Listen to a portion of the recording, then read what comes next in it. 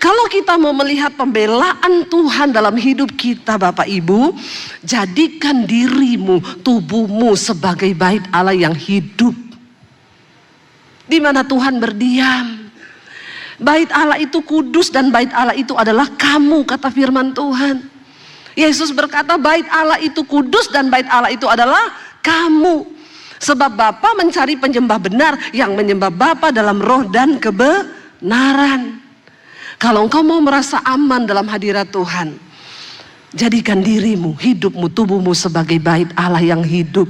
Jadi kuncinya saat kita mengalami ketakutan, maka kita harus belajar percaya kepada Tuhan.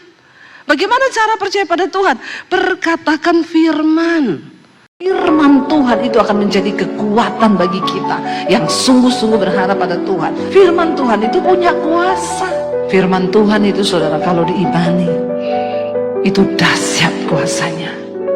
Karena firman Tuhan itu berkuasa untuk menciptakan bisnismu yang lemah, harapanmu, usahamu, hidupmu yang hampir mati bisa dihidupkan kembali dengan firman Tuhan. Ayo kita kembali pada rencana Tuhan, berusaha untuk ikuti firman Tuhan, perintah dari bibirnya tidak kulanggar. Yesus, Bapak Ibu silakan duduk. Oh sudah duduk ya, tidak berdiri. Shalom. Apa kabarnya hari ini?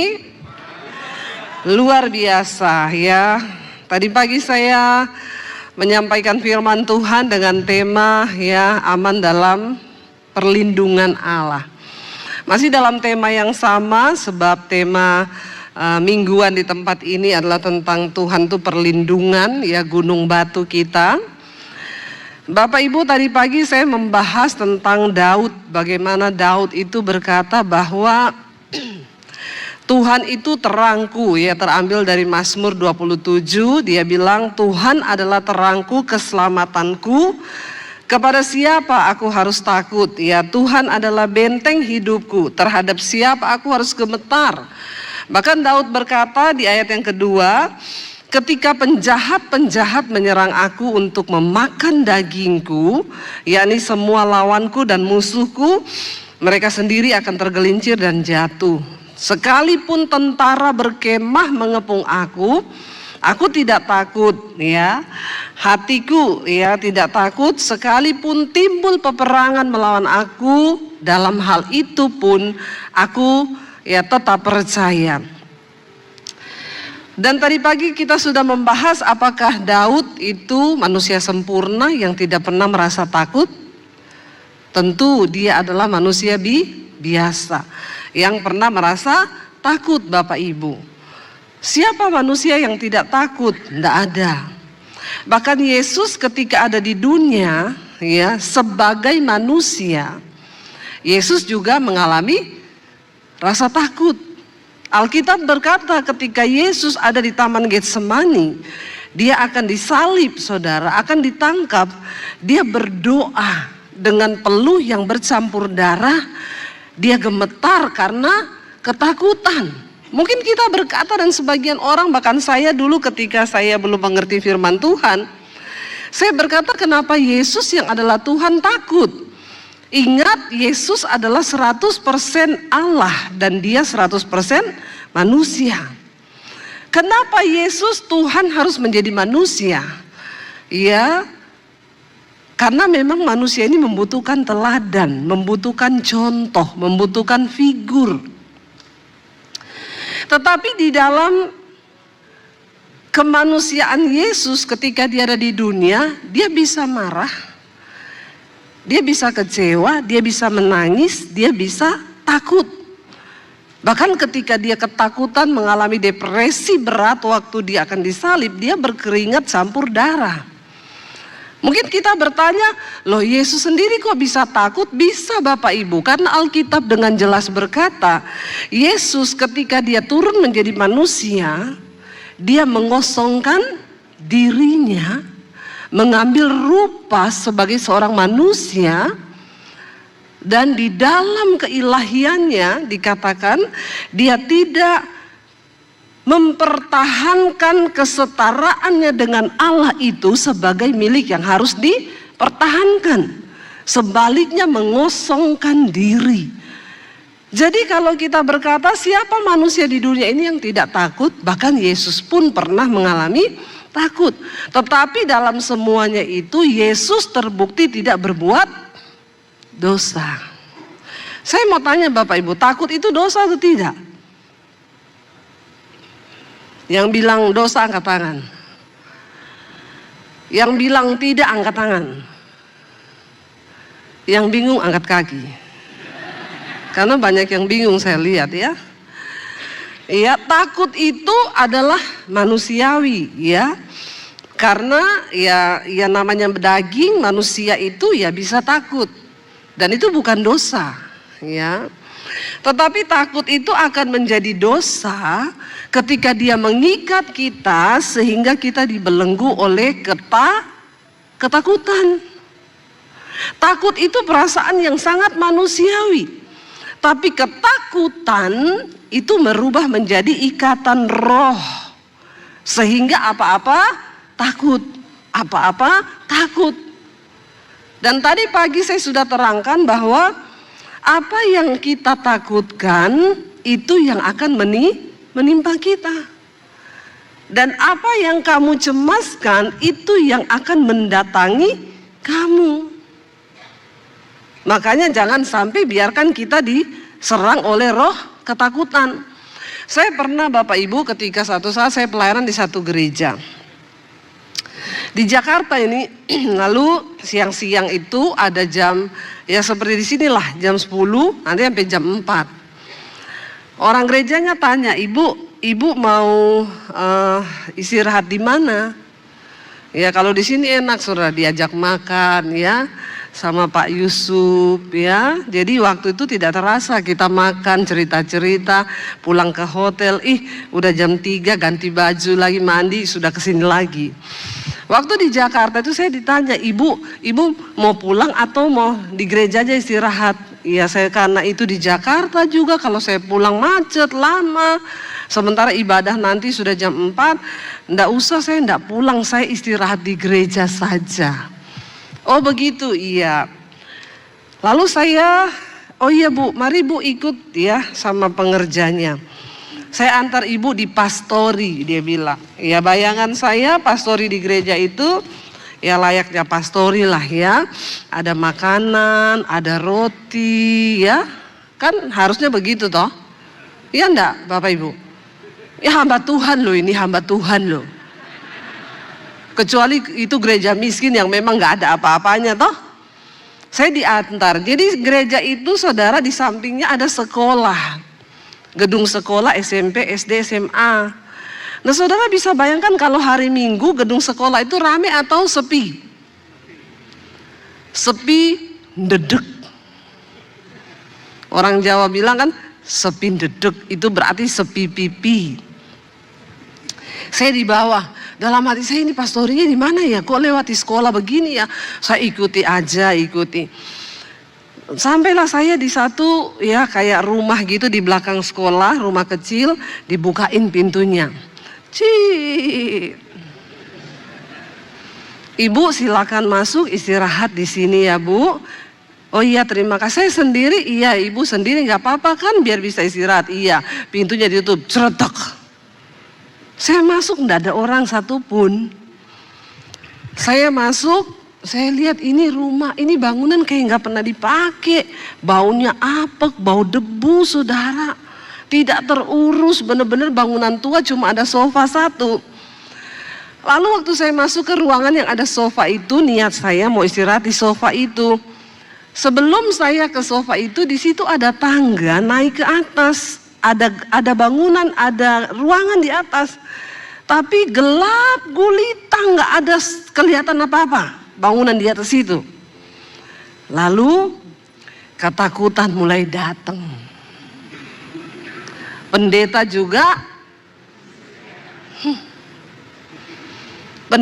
juga manusia. Tiba-tiba ya saya tahu lah itu setan yang bisikin saya. Hati-hati loh kamu, ini tempatnya horor. Lalu bulu kuduk saya berdiri. Saya tuh penasaran di atas itu apa ya, gelap. Jadi kayak lihat di belakang situ itu loh, gelap bener, nggak ada apa-apa. Terus saya karena merinding, ya saya biarkan lagi ketakutan itu menguasai saya. Ya dia mendatangi saya, saudara. Saya telepon suami saya. Iya, aku nih ditaruh di pastori loh. Suami saya bilang, terus ada ruangan di atas tangga situ gelap gulita. Tapi aku merinding loh, aku ini bukan tipe penakut. Suami saya tahu saya tuh gak pernah takut setan. Tapi kali ini kok saya takut ya. Suami saya bilang gini, coba foto itu ruangan di atas. Bentar. Saya tutup dulu. Saya foto begini, saudara. Begitu cekrek mati lampu. Jangan tertawa kau, jangan tertawa. Berdosa loh. Orang mesake malah guyu. Saya kaget dan syok. Wah, iki setan tenan iki. Saya telepon suami saya. Say, tahu ndak? Begitu aku cekrek, lampunya mati. Terus suami saya bilang, lah terus piye kamu keluar dulu. Lah iya, aku tak cari-cari jalan keluar, ini gelap gulita. Ya, nyalain HP-mu. Saya sudah takut lagi mau nyalain HP, tiba-tiba ada penampakan. Jadi saya sambil mencari-cari jalan keluar, saya dengar saudara temboknya digaruk-garuk gini. Aduh, setan ini, bener setan ini. Saya bahasa roh. Memang bahasa roh itu harus keluar dalam waktu-waktu tertentu ya. Urala basik, kata dalam nama Yesus. Sambil cari-cari jalan ini, saya coba hidupin lampunya ada di situ di tembok, tek enggak nyala. Ya udah saya tak keluar cepat-cepat dalam nama Yesus, darah Yesus. Saya keluar, akhirnya ketemu pintu. Untung yo enggak dikunciin dari luar saya. Kebangetan loh saudara, memang nih suka duka dalam pelayanan ya begini ya. Saya buka pintu, saya keluar, saya lari, itu masih siang, di luar tuh masih jam 3-an. Saya lari saudara, lewati sekolah-sekolah kosong itu, ada rumah di situ. Saya ketok pintunya, selamat siang, ibu-ibu pengerja di gereja itu keluar. Iya Bu Debbie, ibu dari mana? Saya tadi istirahat di pastoris itu Bu. Ya ampun, ibu ditaruh situ. Lah emang ditaruh mana? Pikir. Ya ampun, siapa yang taruh ibu di situ? Yang nggak tahu tadi orang gereja lah yang taruh saya di situ. Katanya itu pastori. Masuk bu. Saya duduk. Bu, di sini enggak mati lampu? Enggak. Dari tadi enggak mati lampu? Enggak. Ya cuma berjarak berapa rumah loh saudara. Beneran Bu nggak mati lampu? Bener. Bu, bukan apa-apa ya Bu. Itu saya tadi serem loh di pastoris itu. Dia bilang gini, maaf ya Bu Debbie, ini memang dulu semua kuburan, bekas kuburan. Tapi semua jenazahnya itu sudah diangkat, kecuali yang di pastori itu. Itu bawahnya masih jenazah semua. Dalam hati saya, astagfirullah subhanallah. Ini orang gereja, dia kayaknya mau coba iman saya. Ini pendeta ini ya mempan apa enggak. Tapi suami saya bilang, coba kamu lihat fotonya. Yang tadi kamu foto ada penampakan enggak? Saya lihat enggak ada sih, gelap gulita toh. Tapi setidaknya enggak adalah setan berani menampakkan diri sama saya. Jadi kalau ada yang sedikit-sedikit lihat setan itu, berarti kau temennya. Tapi saya bersyukur, maksudnya ya lain kali ya itulah kalau kita biarkan ketakutan, dia berubah menjadi roh ketakutan yang akhirnya menyerang kita sendiri. Ya, jadi jangan biarkan ketakutan itu menguasai kita. Tadi pagi saya sudah bagikan apa kunci Daud mengalami kemuliaan Tuhan ketika dia ditangkap di Gad.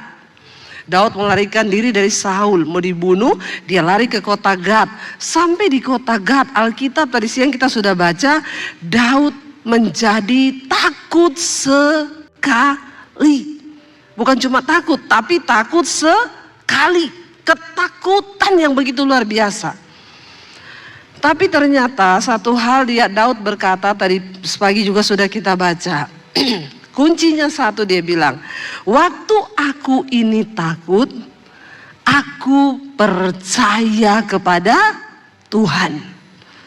Jadi kuncinya saat kita mengalami ketakutan, maka kita harus belajar percaya kepada Tuhan. Bagaimana cara percaya pada Tuhan? Perkatakan firman. Ya, perkatakan janji Tuhan. Jangan biarkan ketakutan terus. Ya, tadi pagi saya sampaikan, ada orang sakit kepala nih. Kanker, tumor. Padahal baru sakit kepala. Mungkin karena mendekati jatuh tempo. Biasa kan begitu toh. Tapi karena alay lebay, ketakutan, ini kanker tumor. Dia periksa ke dokter Surabaya, dokter bilang, Pak ini enggak ada apa-apa. Enggak mungkin loh dok.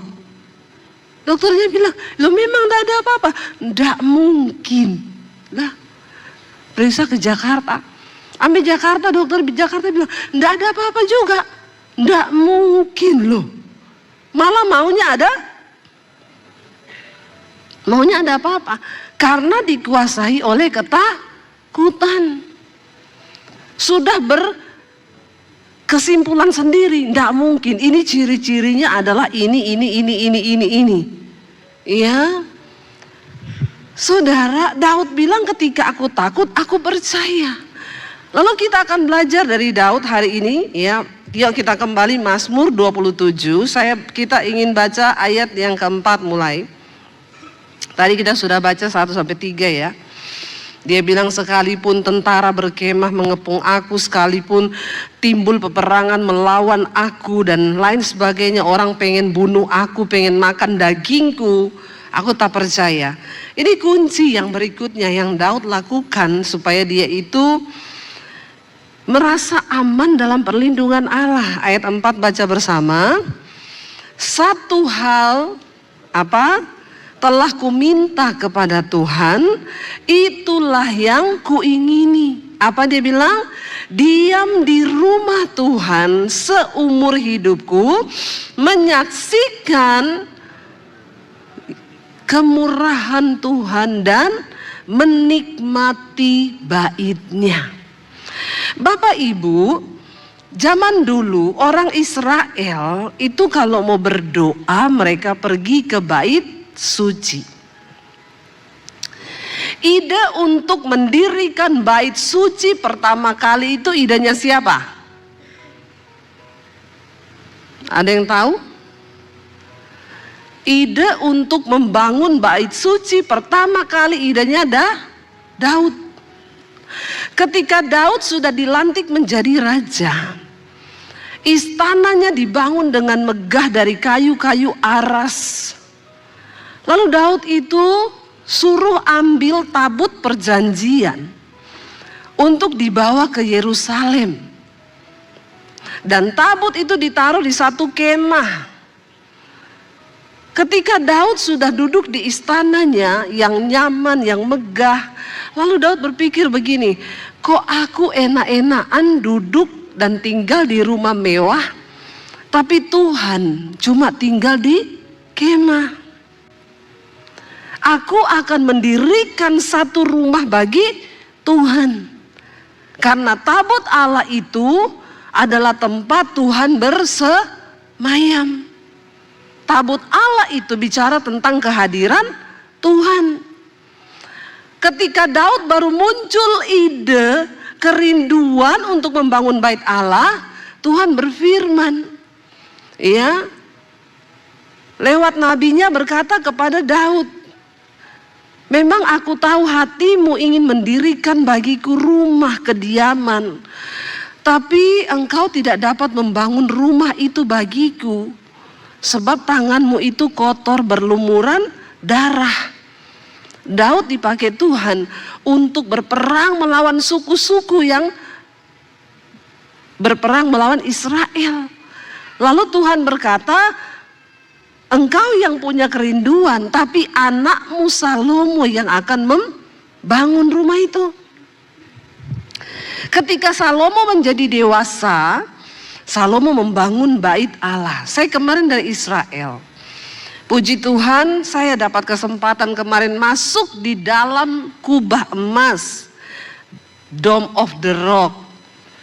Kubah emas itu kenapa menjadi satu bangunan yang sangat bersejarah untuk 3 agama di dunia. Ya, Dome of the Rock, bangunan yang sangat bersejarah dan diperebutkan oleh 3 agama. Yang pertama oleh orang Yahudi, yang kedua oleh orang Muslim, yang ketiga orang Kristen. Bagi orang Yahudi tempat itu bersejarah karena di sanalah Abraham dulu mempersembahkan Ishak di Bukit Moria. Itu Dome of the Rock yang saudara sering lihat itu. Bagi orang Muslim itu dianggap sangat bersejarah karena mereka percaya Nabi Muhammad naik ke surga dari tempat itu. Bagi orang Kristen itu dulu cikal bakal awalnya dibangun bait suci pada zaman perjanjian lama oleh Salomo. Jadi kenapa tempat itu menjadi bersejarah bagi 3 agama? Ya karena ya itu tadi sejarahnya Bapak Ibu. Nah sekarang siapa yang menguasai tempat itu? Muslim.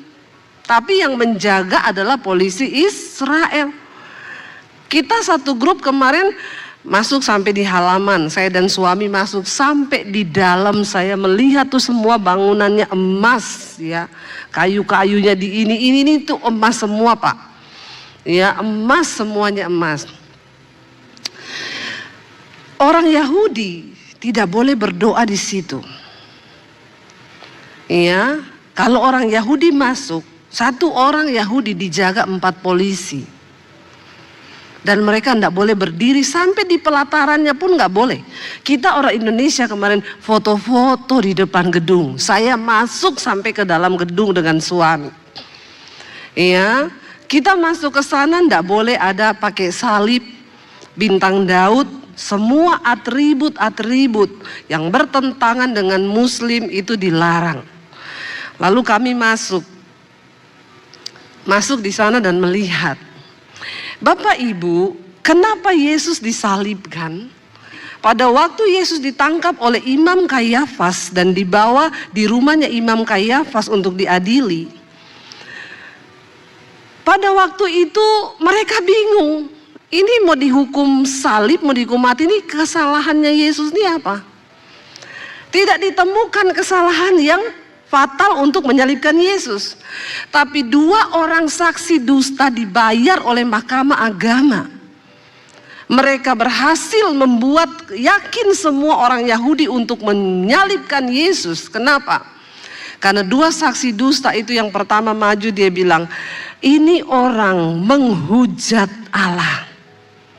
Yang kedua berkata, iya, dia sudah menghujat Allah dan dia menghujat raja. Dia berkata dia adalah raja orang Israel. Tetapi yang paling fatal, omongan Yesus itu dipakai untuk menghukum dia.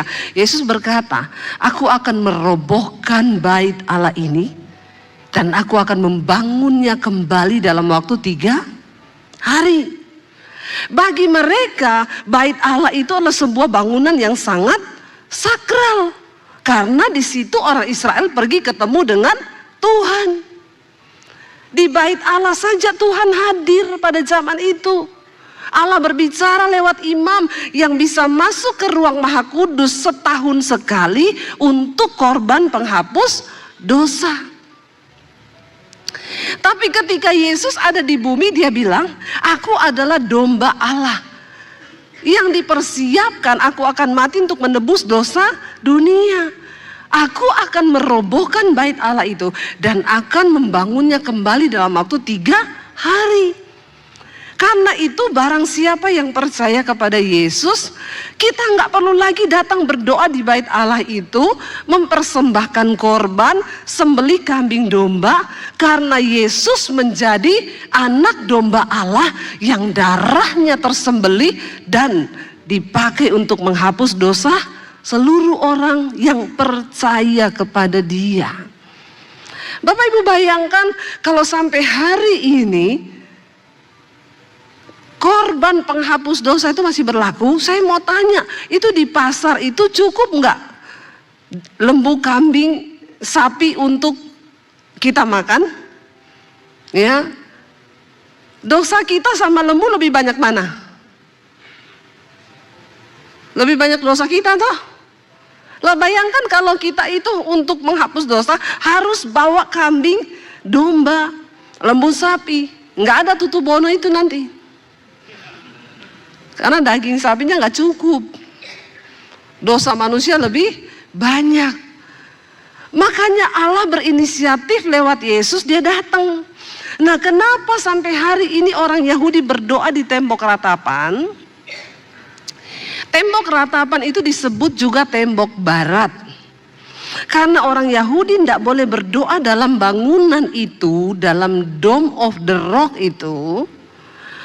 Mereka berdoa di tembok ratapan, tembok barat itu karena mereka percaya tembok ratapan itu adalah tembok bagian ruang maha suci. Jadi mereka berdoa di sana. Salah satu pokok doa yang mereka naikkan di tembok ratapan adalah mereka meminta Mesias untuk datang karena mereka sendiri menolak Tuhan Yesus. Ya, Israel itu Kristennya cuma 2%, saudara. Tapi sudah ada yang Kristen. Jadi jangan orang Indonesia beranggapan kalau Israel itu Kristen, nanti Israel Palestina berantem, orang Kristen lagi yang dianiaya. Lucu, lebih banyak Kristen di Palestina daripada di Israel. Ya, jadi yang tidak mengerti itu makanya jalan-jalanlah ke Israel ya. Nggak usah takut, kalau belum waktunya mati tidak mati. Saya tahun ini 2 kali berangkat. April setelah bom 400 rudal Iran masuk ke Israel, kami berangkat. Ya, kemarin minggu lalu saya baru pulang lagi. Ya, orang bilang, "Bu, ibu nggak takut bom?" Kalau belum waktunya mati, tidak mati. Iya, saudara. Makanya kenapa saya kalau bawa grup, saya nggak bolehin mereka pergi berdoa di tembok ratapan. Kamu kan bukan orang Yahudi. Kamu kan udah percaya Yesus. Ngapain kau pergi berdoa di tembok ratapan situ? Apalagi terima titipan-titipan doa. Jangan ada jemaat yang bodoh ya. Ada pendeta mau ke Israel, titip ya. Apa ini? Doa. Masukin di tembok ratapan. Ya, saudara, begitu dimasukin, saya bilang kemarin sama peserta saya, lihat tuh, habis dimasukin semua tuh tukang sampah datang. Doamu sampai ke surga? Pret. Ya, jangan bodoh. Terus setelah kau titip doa di tembok ratapan, tuh surga bergetar gitu. Hello? Nggak ada. Yesus berkata kepada perempuan Samaria, nenek moyangmu berdoa di gunung mencari Allah. Kami orang Yahudi berdoa di Yerusalem untuk ketemu Allah. Tapi ada saatnya aku akan berkata kepadamu, kamu tidak perlu datang ke Yerusalem untuk berdoa, kamu tidak perlu datang ke gunung, karena Bapa mencari penyembah benar, yang menyembah Bapa dalam roh dan kebenaran. Amin. Amin. Kita nggak perlu lagi datang berdoa di bait Allah, nggak perlu berdoa di tembok ratapan. Ya, saya paling tidak menerima orang, Bu Debi mau ke Israel kan, titip formulir doa ya. Kagak mau, kalau amplop saya mau. Kasih saya duit, saya terima. Kalau formulir doa nggak mau. Ngapain, saudara?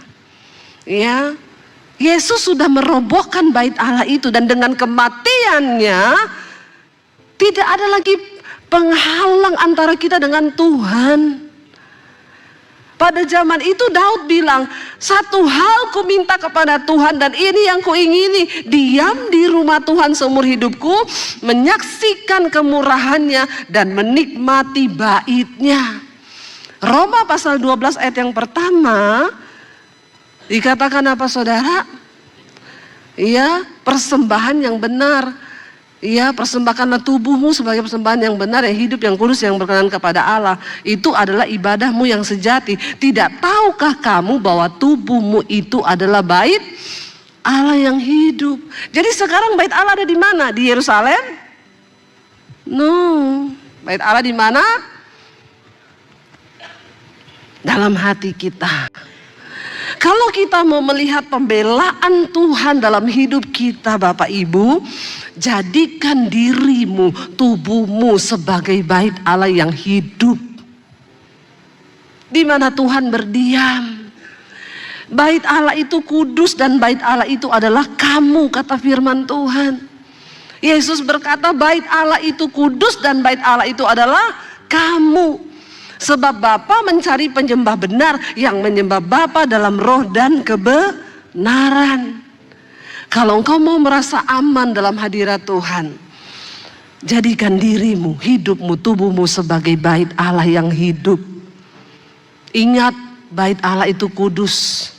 Tuhan gak mau tinggal dalam hati orang yang penuh kotor dengan dosa, kepahitan, kebencian, iri hati, kenajisan, percabulan, selingkuh. Ya, maaf saudara, tidak semua orang akan mengalami rasa aman dalam perlindungan Tuhan. Hanya orang-orang yang mau berkata seperti Daud, aku mau tinggal di baitmu, menikmati baitmu. Dulu bait Allah itu di Yerusalem, Dome of the Rock itu. Tapi sekarang bait Allah itu adalah kita ini, tubuh kita yang hidup. Mari jadikan Tuhan ada dalam hidup kita. Kalau Tuhan ada dalam hidup kita, maka aman, tenang, damai, sejahtera. Kita lanjut, dikatakan ayat yang kelima. Sebab ia melindungi aku dalam pondoknya pada waktu bahaya. Ia menyembunyikan aku dalam persembunyian di kemahnya. Ia mengangkat aku ke atas gunung batu. Maka sekarang tegaklah kepalaku mengatasi musuh sekeliling aku. Dalam kemahnya aku mau mempersembahkan korban dengan sorak-sorai. Aku mau menyanyi dan bermazmur bagi Tuhan. Karena Daud merasa orang kalau masuk di bait Allah itu tempat paling nyaman. Kamu tidak mungkin musuh datang ke bait Allah menangkap kamu. Ya, itu digambarkan sekarang Bapak Ibu, kalau kita berada dalam hadirat Tuhan, maka ketakutan lenyap, kekhawatiran lenyap. Saya itu loh, kalau di pesawat ada badai saudara, cuaca buruk, kadang tiba-tiba takut. Aduh, kalau jatuh ya. Tapi langsung saya ingat, saya langsung nyanyi. Pertolonganmu begitu ajaib, kau telah memikat hatiku. Tiba-tiba ketakutan itu sirna. Karena kita berada dalam pondoknya, dalam hadirat Tuhan. Waktu kau sedang dalam masalah, nyanyi memuji Tuhan Bapak Ibu. Ya, Daud itu suka memuji Tuhan, mempersembahkan syukur. Kita baca ayat yang ke-6 karena waktunya tinggal 1 menit ya. Itu jam rusak gitu. Ayat yang ke-6, maka sekarang sudah ayat yang ke-7 sekarang. Dia bilang apa saudara? Dengarlah Tuhan seruan yang kusampaikan, kasihanilah aku dan jawablah aku. Di dalam ketakutan, tidak usah cari manusia Bapak Ibu. Tidak usah cari teman curhat. Tempat curhat yang terbaik itu adalah kepada siapa? Tuhan. Hati-hati cerita masalahmu ke orang, karena tidak semua temanmu itu pendengar yang baik, banyak penyebar yang baik. Amin. Ya, kita ceritanya ubi sampai di sana kolak. Karena ditambah santan, gula ya. Ditambah garam jadi gurih di sana. Aku mau curhat nih, ada masalah sama suamiku. Tapi jangan cerita-cerita ya, cuma sama kamu, janjilah. Iya, aku kan bestimu. Pret.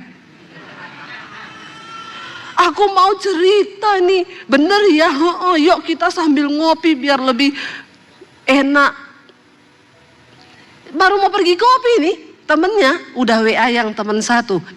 Si ini mau curhat. Tentang apa? Nanti tak ceritain. Tapi cuma sama kamu loh ya. Karena ini rahasia. Dia cuma cerita sama aku loh. Jadi aku cuma cerita sama kamu. Karena kamu bestiku. Dibalas, iya Cin, udah gak sabar deh nunggu. Habislah kau. Ya enggak usah Bapak Ibu. Kalau kau ada masalah, datang di kaki Tuhan, nangis di kaki Tuhan, cerita kau sedang apa di kaki Tuhan. Amin. Saya ini enggak ada teman curhat. Teman curhat saya suami saya. Iya. Enggak usah, jangan percaya siapapun. Kita berteman aja sama orang, tapi jangan curhat. Tempat curhat terbaik Tuhan. Waktu kau takut, waktu kau kecewa, waktu kau marah, waktu kau sedih, datang sama Tuhan. Daud bilang, dengarlah Tuhan seruan yang kusampaikan, kasihanilah aku dan jawablah aku. Ayat yang ke-8 baca. Hatiku, Daud bilang, mengikuti firman-Mu. Carilah wajahku, maka wajah-Mu ku cari ya Tuhan. Bapak Ibu kalau mau mengalami keamanan, perlindungan yang dari Tuhan, dengar-dengar pada firman Tuhan. Kalau Tuhan suruh cari wajah Tuhan, cari wajah Tuhan. Nggak usah cari muka sama orang lain, amin. Ya, cari muka sama Tuhan. Cari wajah Tuhan. Kalau suruh mengampuni, ampuni. Nggak usah bilang gini, terlalu sakit Tuhan, aku nggak bisa. Nggak bisa Yura. Yura bilang bisa, kagak Yura. Yura sudah bilang bisa loh, kau bilang tidak bisa, bagaimana ini? Ya, ayo bersepakat dengan firman Tuhan. Waktu kita bersepakat dengan firman, mujizat terjadi. Jangan suka bantah firman, amin. Kalau firman bilang jangan khawatir, ya jangan khawatir. Kalau firman Tuhan bilang percaya saja, walaupun tidak masuk. Tapi waktu kita percaya itu terjadi. Yuk kita lihat ayat yang berikutnya. Ayat 9. Janganlah menyembunyikan wajahmu kepadaku, janganlah menolak hamba-Mu ini dengan murka. Engkaulah pertolonganku, janganlah membuang aku, janganlah meninggalkan aku, ya Allahku penyelamatku. Ayat 10 baca bersama. Sekalipun apa? Namun Tuhan menyambut aku. Sekalipun ayahku dan ibuku membuang aku, tapi Tuhan menyambut aku. Bapak Ibu, Daud ini seorang yang mengalami hal yang luar biasa. Penolakan berkali-kali dari masih kecil. Dia ini semua kakak-kakaknya disekolahkan tentara, ikut wajib militer. Daud tidak. Bapaknya bilang, kau itu tidak masuk hitungan, jadi kau itu di padang gurun saja gembalakan kambing domba. Satu saat ketika Samuel mendapat suara Tuhan, Tuhan bilang, Samuel, kau pergi ke Isai di Bethlehem, lalu kau akan mengurapi salah satu orang anak laki-lakinya untuk menjadi raja atas Israel. Lalu Samuel datang, Isai, besok pagi jam 9 kamu datang ke sini, saya akan mengurapi seorang dari anak laki-lakimu untuk menjadi raja Israel. Menurut saudara itu berita yang wow nggak? Tidak disebutkan siapa anaknya. Lalu Isai pulang ngomong ke anaknya semua laki-laki, besok semua kamu mandi pakai baju prajurit, datang ke satu upacara ketemu Nabi Samuel. Dia akan mengurapi salah satu dari kalian untuk jadi raja. Lalu semua mempersiapkan baju. Daud bilang, Pak, aku pakai baju apa? Kecuali kau. kau ndak ada tampang jadi raja. Jadi besok kakak-kakakmu toh, kau tetap menggembalakan kambing domba di sana. Bapak Ibu, menurut Bapak Ibu, Daud itu tertolak dalam keluarganya? Iya, tertolak karena dia tidak diperhitungkan. Karena memang ya secara tampang tidak meyakinkan, pinter juga kagak. Tapi dia punya roh yang luar biasa dan hati yang tulus sama Tuhan. Jadi pada hari itu, waktu kakaknya sudah rapi semua pakai baju prajurit, kira-kira Daud itu kayaknya di belakang pintu ngeliat gini loh.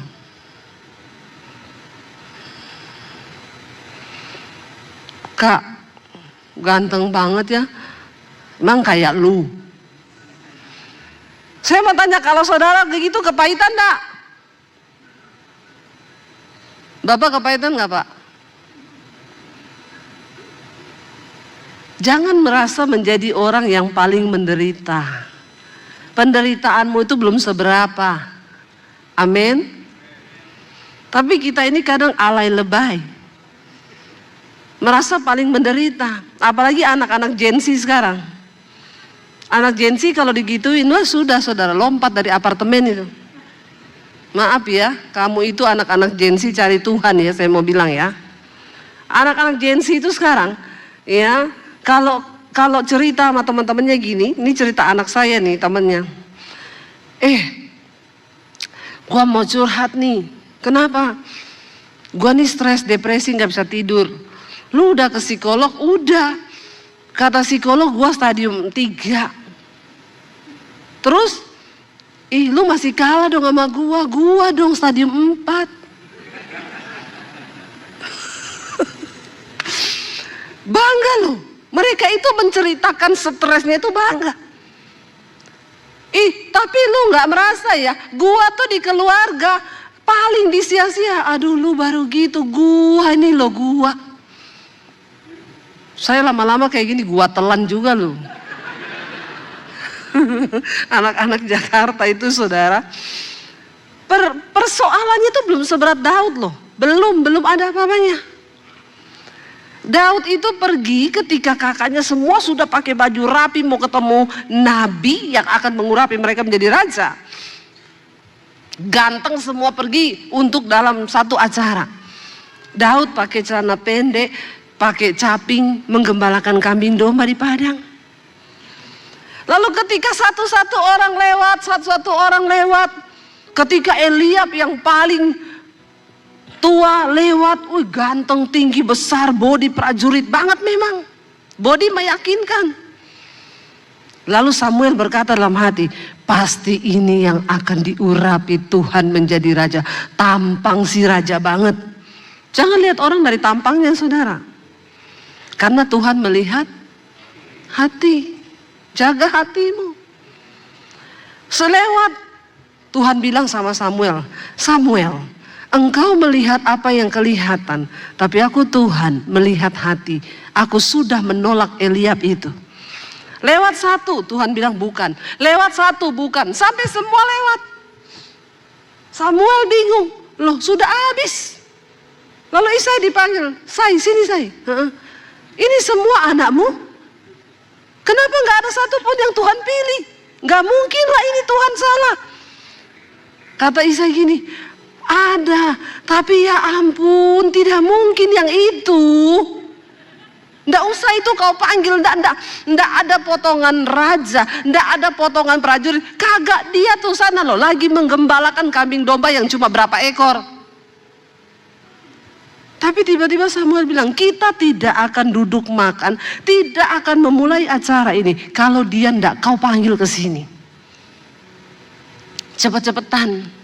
Tidak dicerita di situ Daud pulang dulu ganti baju, pakai baju pahlawan. Mungkin ya ada kemungkinan dia datang dengan model yang lusuh dari Padang tuh langsung ditarik. Dengan culunnya dia datang, kecil, mungil dan dekil. Ya, kotor saudara. Daud datang. Ketika Samuel melihat Daud, Tuhan bilang, bangkit berdiri, ambil tabung minyakmu, Urapi dia menjadi raja sebab aku sudah memilih dia. Dia orang yang berkenan di hatiku. Amin. Kalau kau sedang menghadapi masalah, tidak usah merasa masalahmu itu yang paling berat. Amin Bapak Ibu. Kalau kau sudah merasa paling berat, sekali-sekali kau turun ke jalanan sana. Layani tuh anak-anak jalanan yang gak makan, baru kau bisa lihat hidupmu. Baru kau bilang, oh iya ya masih ada yang lebih buruk ya dari saya. Sekali-sekali kau ikut pelayanan ke rumah sakit jiwa, supaya kau rasa kau paling sehat. Saya bilang sama anak saya, teman-temanmu yang rasa sakit jiwa itu, ayo ikut sekali-sekali kita ajak pelayanan ke rumah sakit jiwa. Saya pernah pelayanan ke rumah sakit jiwa Bapak Ibu. Saya mendekati satu bapak-bapak yang sedang sakit jiwa. Pak, saya mau berdoa ya buat Bapak. Percaya Tuhan Yesus menyembuhkan. Saya ini Yohanes Pembaptis loh. Mampus nggak saudara? Saya baru mau doakan dia sudah bilang dia Yohanes Pembaptis. Terus saya bilang, oh iya nanti tapi Tuhan Yesus menyembuhkannya. Iya saya temannya Yesus, Yohanes Pembaptis. Tapi saya ya udah saya nggak peduli aja lah ya. Dia cerita saya dengerin dulu. Terus dia bilang gini, shh. Saya pikir dia mau ajak saya berdoa, kenapa? Shh. Ada helikopter 2 parkir di atas kepala saya. Bapak Ibu bisa bayangkan, kita dengar satu helikopter saja sakit enggak kepala kita. Cuma dengar toh ini parkir di kepalanya dia 2 helikopter. Dalam hati saya makanya dia masuk rumah sakit jiwa. Karena 2 helikopter parkir di kepala. Nah orang-orang yang merasa stres ini tak aja sini, ayo pelayanan. Supaya kau rasa bagaimana 2 helikopter parkir di kepalamu. Baru kau bisa bilang begini, aku masih lebih waras ternyata ya. Bahwa kau tidak seberapa dengan dia. Terus saya bilang, oh iya nanti Tuhan Yesus usir ya helikopternya ya, kita berdoa. Udah mau berdoa, saya disuruh diam lagi, kenapa? Saya mau kentut. Itu pengalaman saya pertama dan terakhir kayaknya Bapak Ibu. Saya menyadari bahwa itu bukan panggilan saya. Ya, tapi waktu saya doakan dia jatuh rebah. Ya, dan itu rebah yang tidak dibuat-buat. Dan sekarang saya dengar sudah waras. Tidak ada lagi helikopter parkir di kepalanya. Jadi jangan kau merasa menjadi orang yang paling malang. Supaya kau itu bisa mendapatkan damai sejahtera dari Tuhan. Merasa aman dalam perlindungan Tuhan. Kalau kau merasa kau yang paling menderita, aduh kasihan deh lu. Daud ini yang dia katakan semua yang dia alami loh. Dia dibuang sama orang tuanya begitu saja, tidak dianggap.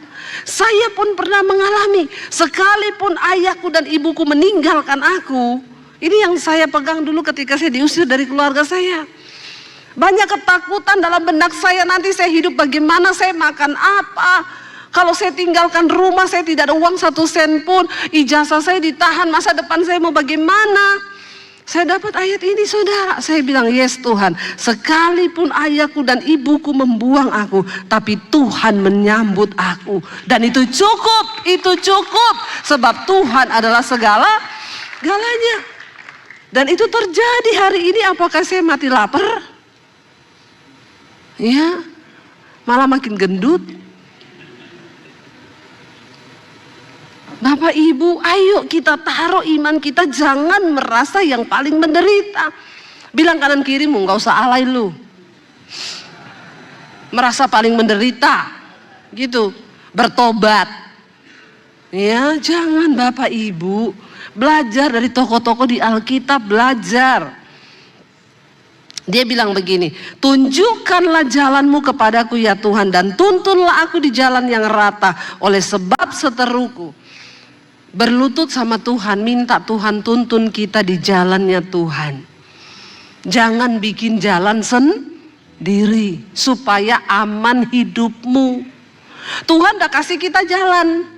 Tapi kalau kau memang mau kerja di Bina Marga, tukang bikin jalan silakan. Kau bikinlah itu jalanmu sendiri. Kau tanggung biayanya sendiri, harga yang kau bayar akan sangat mahal. Beda ketika engkau berjalan di jalan yang sudah Tuhan siapkan. Supaya aman langkahmu. Anak muda jangan kau bikin jalan sendiri. Ya, Bu, saya itu bingung, Bu. Saya yang sana takut Tuhan tapi miskin, Bu. Yang ini kaya tapi tidak takut Tuhan, Bu. Karena kan begini ya, Bu. Ya saya sih lebih memilih yang punya uang walaupun tidak punya cinta. Karena kalau nggak ada uang, Bu, biar cinta besar akan pudar cinta kalau tidak ada duit. Tapi kalau ini nggak ada cinta, kalau ada uang nanti cinta perlahan tumbuh. Saya sih lebih pilih ini ya, Bu. Mending saya menangis di atas Mercy daripada nangis di atas beca. Saya bilang kalau kau pilih dengan pilihanmu yang kaya, kau nangis di atas Mercy. Kalau kau pilih Tuhan, kau tertawa di atas Mercy. Amin. Atau tertawa di atas beca. Amin. Kan yang penting tertawa tuh. Iya enggak? Biar naik beca kalau tertawa mau enggak? Iya. Lebih baik gaji 30 juta dengan ucapan syukur daripada 3 juta dengan sungut-sungut. Iya enggak? Benar enggak saudara? Ya cuma 3 juta bersungut-sungut lagi. Ini yang 30 juta aja bersyukur. Saya mau bikin bingung saudara memang. Iya, ikut Tuhan. Karena jalan Tuhan itu yang paling sempurna. Daud bilang, Tuhan tunjukkanlah jalanmu kepadaku, bahwa aku berjalan di jalan yang rata. Jangan kau mau di jalan yang berlubang-lubang. Jalan Tuhan itu rata. Lalu dia bilang di sana apa? Janganlah menyerahkan aku kepada nafsu lawanku, sebab telah bangkit menyerang aku saksi-saksi dusta dan orang-orang yang bernafaskan kelaliman. Sesungguhnya aku percaya akan melihat kebaikan Tuhan di negeri orang-orang yang hidup. Karena waktu itu dia sudah terancam mau dibunuh. Kenapa dia bilang akan melihat Tuhan di negeri orang hidup? Dia percaya dia tidak akan mati. Yang terakhir ayat 14. 1, 2, 3. Nantikanlah Tuhan, kuatkanlah dan teguhkanlah hatimu. Ya, nantikanlah Tuhan. Saya undang para imam musik, Bapak Ibu. Bagaimana supaya kita diam dalam lindungan Tuhan dengan aman? Ayo, nantikanlah Tuhan. Orang yang menantikan Tuhan tidak akan pernah dikecewakan. Kalau kau nantikan saudaramu, kau nantikan pertolongan dari sesamamu, terkutuklah engkau. Karena engkau mengandalkan manusia. Tapi kalau yang kau nantikan Tuhan, maka engkau akan melihat pertolongan yang dari Tuhan. Saya bicara di mimbar ini karena saya sudah mengalami semua itu. Ini loh saya. Orang yang dibuang, lulus SMA diusir dari keluarga karena Yesus. Saya tidak punya apa-apa, bahkan ijazah saya ditahan. Tapi saya bilang, saya mau lihat kau ikut Yesus. Yesus kasih makan, kau pakai apa? Tapi hari ini saya mau bersaksi sama saudara. Saya bukan cuma dikasih makan kenyang sama Tuhan. Hari ini hidupku menjadi berkat, memberi makan banyak orang. Itu Tuhan yang kita sembah. Itu Allah yang hidup, Allah yang kau sembah sama dengan Allah yang saya sembah. Bangkit berdiri bersama hari ini di hadapan Tuhan. Katakan pujian ini, kami tidak takut. Ku tidak takut. Karena apa saudara? Kau besertaku.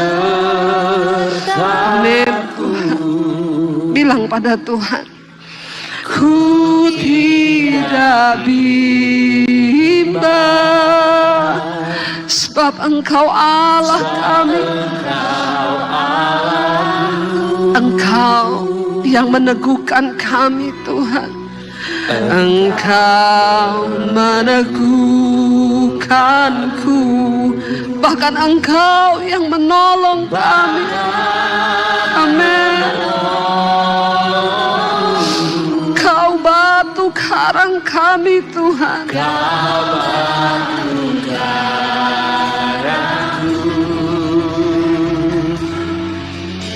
Yesus Tuhan.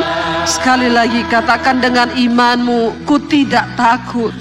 Ku tidak takut. Katakan pada rohmu, jiwamu saudara, jangan takut.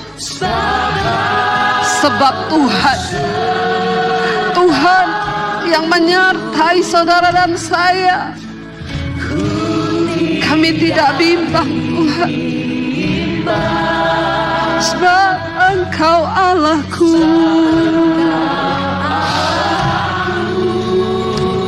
Engkau yang teguhkan kami Tuhan. Engkau meneguhkanku. Amin Yesus. Bahkan Engkau menolong. Engkau batu karangku.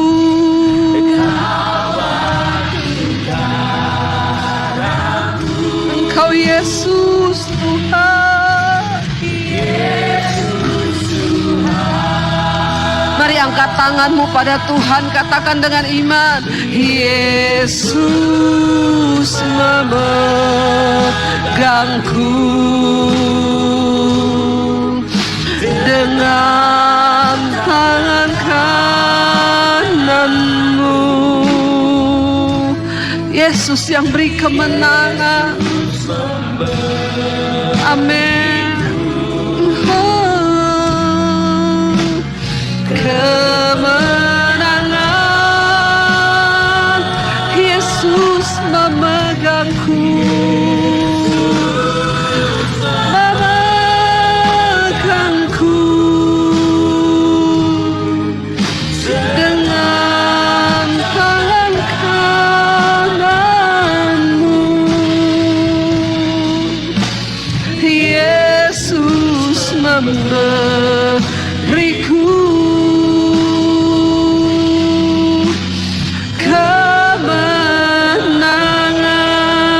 Biar musik, mari kita tutup mata dalam hadirat Tuhan. Apa ketakutan yang sedang engkau hadapi hari ini? Musuh apa yang sedang berdiri di depanmu? Mungkin engkau sedang takutkan keuanganmu di masa-masa yang akan datang, kesehatanmu, sakit penyakitmu. Mungkin engkau sedang takutkan panggilanmu ke depan seperti apa. Ada banyak hal, kekhawatiran yang bisa iblis panahkan ke dalam pikiranmu. Tapi hari ini saudara, ketakutan hanya akan melumpuhkan imanmu. Tetapi sebaliknya, waktu engkau memilih datang di bait Tuhan, berserah, angkat tangan dan berkata, ini kami Tuhan. Curhat pada Tuhan, datang pada Yesus. Dia mendengar setiap seruan, bahkan setiap tetes air mata. Ketika engkau berjumpa dengan kuasa Tuhan, tidak ada perkara yang mustahil. Bahkan sekalipun orang membuang engkau, kau tidak dianggap. Kau dianggap tidak mampu, tidak bisa, tidak mungkin. Bersama Tuhan, kita orang-orang yang lemah akan dipakai untuk mempermalukan orang-orang yang merasa dirinya berhikmat. Datang pada Yesus hari ini Bapak Ibu. Hanya Yesus yang sanggup memberi engkau kemenangan.